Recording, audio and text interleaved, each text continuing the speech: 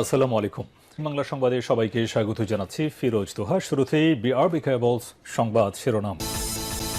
ইন্নালিল্লাহ, আবারও মধ্যপ্রাচ্যে ভয়াবহ তৃতীয় বিশ্বযুদ্ধ শুরু হয়ে গেছে। দখলদার জায়নবাদীদের কোনোভাবেই ছাড় দিচ্ছে না ইরানের ইসলামী বিপ্লবী গার্ড বাহিনীর সদস্যরা। চলছে হামলার পর হামলা। আর এরই মাঝে আমাদের হাতে এসে পৌঁছেছে এই যুদ্ধের সর্বশেষ গুরুত্বপূর্ণ সবথেকে তাজা আপডেট সংবাদ আপনাদের জানিয়ে দিব। প্রথমেই জানাবো, ইরান ইস্যুতে ট্রাম্প নেতানিয়াহু উত্তপ্ত ফোনালাপ। ইরান যুদ্ধ কিভাবে এগিয়ে নেওয়া হবে সে বিষয়ে নিজেদের ভিন্ন দৃষ্টিভঙ্গির কারণে গত মঙ্গলবার মার্কিন প্রেসিডেন্ট ডোনাল্ড ট্রাম্প এবং ইসরায়েলের প্রধানমন্ত্রী বেনিয়ামিন নেতানিয়াহুর মধ্যে একটি উত্তেজনাপূর্ণ ফোনালাপ অনুষ্ঠিত হয়েছে। সিএনএনকে একজন মার্কিন কর্মকর্তা এই তথ্য নিশ্চিত করেছে। এরপর জানাবো, মার্কিন হুমকির মুখে অত্যাধুনিক অস্ত্র প্রস্তুতের কথা জানালো ইরান। যুক্তরাষ্ট্রের পক্ষ থেকে নতুন করে হামলার হুমকি মাঝেই তেহরানের কাছে এমন কিছু অত্যাধুনিক অস্ত্র রয়েছে যা তারা এখনও যুদ্ধক্ষেত্রে মোতায়েন করেনি বলে একটি ইরানি সামরিক সূত্র থেকে বিষয়টি নিশ্চিত করা হয়েছে। মার্কিন সম্ভাব্য হামলার মুখে ইরানের প্রস্তুতি রুশ সংবাদ মাধ্যম আরআই এর নভস্তিকে এই সামরিক কর্মকর্তা জানিয়েছেন, আমরা সম্পূর্ণরূপে নিজস্ব প্রযুক্তিতে অত্যাধুনিক অস্ত্র তৈরি করেছি যা এখনও রণক্ষেত্রে ব্যবহার করা হয়নি। এদিকে আরও দুই ব্যক্তির মৃত্যুদণ্ড কার্যকর করল ইরান। দেশের নিরাপত্তা বিঘ্নিত করার উদ্দেশ্যে দল গঠন এবং একটি সন্ত্রাসী সংগঠনের সদস্য হওয়ার অভিযোগে ইরানের দুই ব্যক্তির মৃত্যুদণ্ড কার্যকর করা হয়েছে। ইরানের আধা সরকারি সংবাদ সংস্থা তাসনিম নিউজ এজেন্সির এক প্রতিবেদনে এই তথ্য নিশ্চিত করা হয়েছে। এবারে জানাবো, ভারতের পশ্চিমবঙ্গে মাদ্রাসায় বন্দে মাতরম গান গাওয়া বাধ্যতামূলক করল শুভেন্দু। ভারতের পশ্চিমবঙ্গে সাধারণ শিক্ষা প্রতিষ্ঠানের পর এবার রাজ্যের সমস্ত মাদ্রাসাগুলোতে বাধ্যতামূলক বন্দে মাতরম গানটি বাধ্যতামূলক করেছে শুভেন্দু অধিকারী সরকার। রাজ্য সরকারের মাদ্রাসা শিক্ষা অধিদপ্তরের পক্ষ থেকে জারি করা এই আদেশে বলা হয়েছে, রাজ্যের সব মাদ্রাসায় মর্নিং অ্যাসেম্বলির সময় বন্দে মাতরম পাঠ করা অত্যন্ত বাধ্যতামূলক। এবং সর্বশেষ জানাবো, কলমিতলা মার্কেটে আগুন, ক্ষতিগ্রস্তদের জামাতের আর্থিক সহযোগিতা। বাংলাদেশ জামাতে ইসলামের কেন্দ্রীয় নির্বাহী পরিষদ সদস্য, ঢাকা 12 আসনের সংসদ সদস্য সাইফুল ইসলাম খান মিলন জানিয়েছেন যে কলমিলতা মার্কেটে অগ্নিকাণ্ডে ক্ষতিগ্রস্তদের জন্য জামাত সামর্থ্য অনুযায়ী সবকিছু করবে। প্রিয় দর্শক, এতক্ষণ শুনছিলেন সংবাদ শিরোনাম, এবারে বিস্তারিত। তবে তার আগে বন্ধুরা অনুরোধ থাকবে, এই সংবাদটিতে একটি লাইক দিন। এই চ্যানেলে আপনি নতুন হয়ে থাকলে আমাদের সংবাদটি দেখতে দেখতে চ্যানেলটি সাবস্ক্রাইব করে রাখুন। কমেন্ট করে বন্ধুরা আপনার মূল্যবান মতামত জানিয়ে দিন আপনি বিশ্বের কোন দেশ থেকে বা বাংলাদেশের কোন স্থান থেকে আমাদের সংবাদটি দেখছেন এবং শুনছেন। আর বন্ধুরা, সংবাদটি আপনার সোশ্যাল মিডিয়া ফেসবুকে শেয়ার করে বন্ধুদেরও দেখার সুযোগ করে দিন। গাজা যুদ্ধে আপনি যদি নিরীহ ফিলিস্তিনিদের ভালোবেসে থাকেন বন্ধুরা, কমেন্টে ইয়েস লিখে পুরো বিশ্বকে আমাদের এই তাজা আপডেটটি দেখার সুযোগ করে দিন। এবারে বিস্তারিত। ইরান ইস্যুতে ট্রাম্প এবং নেতানিয়াহু উত্তপ্ত ফোনালাপ। ইরান যুদ্ধ কিভাবে এগিয়ে নেওয়া হবে সে বিষয়ে নিজেদের ভিন্ন দৃষ্টিভঙ্গির কারণে গত মঙ্গলবার মার্কিন প্রেসিডেন্ট ডোনাল্ড ট্রাম্প এবং ইসরায়েলের প্রধানমন্ত্রী বেনিয়ামিন নেতানিয়াহুর মধ্যে একটি উত্তেজনাপূর্ণ ফোনালাপ হয়েছে। সিএনএনকে একজন মার্কিন কর্মকর্তা এই তথ্য নিশ্চিত করেছেন।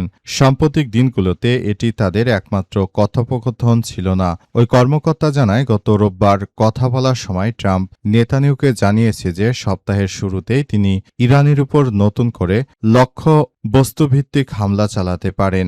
সিএনএনের পূর্ববর্তী প্রতিবেদন অনুযায়ী ওই অভিযানে সম্ভাব্য নতুন নাম দেওয়া হয়েছিল অপারেশন স্লেজ হ্যামার। তবে সেই প্রথম কথোপকথনের প্রায় 24 ঘণ্টা পর ট্রাম্প ঘোষণা করেন কাতার, সৌদি আরব ও সংযুক্ত আরব আমিরাত সহ পারস্য উপসাগরীয় মিত্রদের অনুরোধে তিনি মঙ্গলবার পরিকল্পিত হামলা স্থগিত রেখেছেন। একজন মার্কিন কর্মকর্তা এবং পরিস্থিতি সম্পর্কে অবগত এক ব্যক্তি জানিয়েছে যে এরপর থেকেই উপসাগরীয় দেশগুলো কূটনৈতিক আলোচনা এগিয়ে নিতে একটি রূপরেখা তৈরিতে হোয়াইট হাউস ও পাকিস্তানি মধ্যস্থতাকারীদের সঙ্গে যোগাযোগ রাখছে। ওই চুক্তি সম্পাদনের এই প্রচেষ্টার প্রসঙ্গে বুধবার সকালে ট্রাম্প সাংবাদিকদের জানিয়েছেন, আমরা ইরানের বিষয়ে চূড়ান্ত পর্যায়ে আছি, দেখা যাক কি করা যায়। তিনি আরও জানান, আমাদের মনে হয় একটি চুক্তি হবে, তা না হলে আমরা এমন কিছু করতে যাচ্ছি যা কিছুটা অপ্রীতিকর হবে বলে তিনি জানিয়েছেন এবং এই বিষয়গুলো নিয়ে তারা খুবই কার্যক্রমগুলো চালিয়ে যাচ্ছে। মার্কিন হুমকির মুখে এবার অত্যাধুনিক অস্ত্র প্রস্তুতের কথা জানালো ইরান।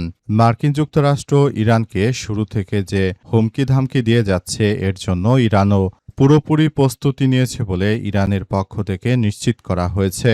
ইরানের পক্ষ থেকে জানানো হয়েছে, যে কোনো মূল্যে মার্কিন যুক্তরাষ্ট্রকে ধসিয়ে দেওয়ার জন্য তারা পুরোপুরি প্রস্তুত বলে জানানো হয়েছে এবং আরও বলা হয়েছে, বর্তমান সময়ে এই রাষ্ট্রগুলো যে ধরনের সন্ত্রাসী কার্যক্রমগুলো চালিয়ে যাচ্ছে সেটি আসলে গ্রহণযোগ্য হতে পারে না। মার্কিন যুক্তরাষ্ট্র শুরু থেকে ইরানের বিরুদ্ধে যে সন্ত্রাসী কার্যক্রমগুলো চালিয়ে যাচ্ছে, এটি সারা পৃথিবীর বুকে একটি ভয়াত্মক ও সন্ত্রাসী কার্যক্রম হিসেবে অভিহিত করা হয়েছে এবং বর্তমান সময়ে এই সন্ত্রাসী কার্যক্রমগুলো খুবই ধ্বংসাত্মকের মধ্য দিয়ে এগিয়ে যাচ্ছে। তাই সবাইকে এই সব বিষয় নিয়ে খুবই গুরুত্ব সহকারে কার্যক্রম চালিয়ে যাওয়ার জন্য নির্দেশনা দেওয়া হয়েছে।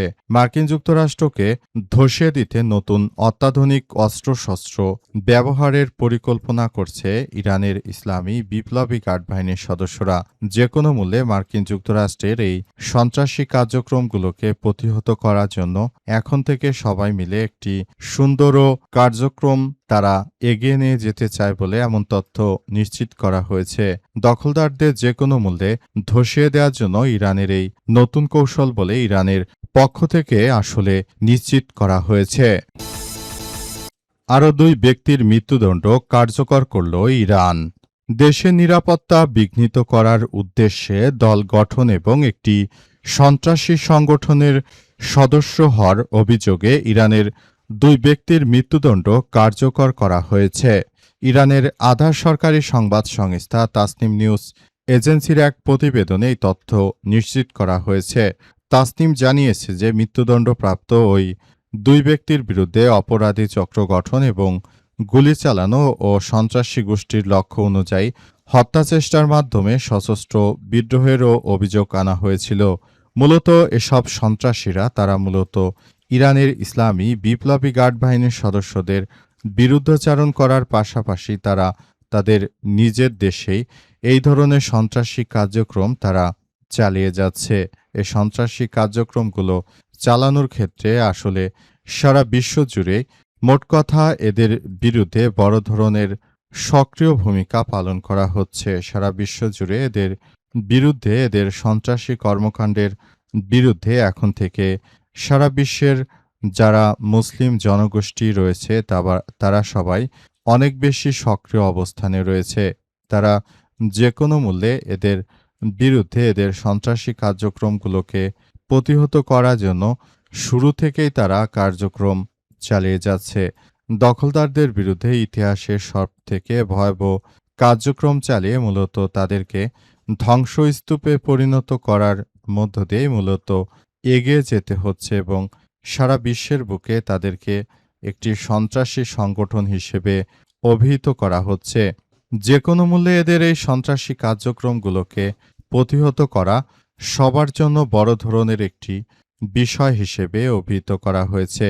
মার্কিন যুক্তরাষ্ট্র এবং দখলদারেরা তারা যে ধরনের অন্যায় কার্যক্রম চালিয়ে যাচ্ছে সেটি আসলে কোনোভাবেই গ্রহণযোগ্য হতে পারে না। তারা যদি এই কার্যক্রমগুলো এভাবে চালাতে থাকে, ভবিষ্যতে সারা পৃথিবী জুড়ে তারা আবারও একটি অন্যায় এবং একটি সন্ত্রাসী কার্যক্রমের মধ্য দিয়ে সারা বিশ্বকে ফেলে দিতে চাইবে।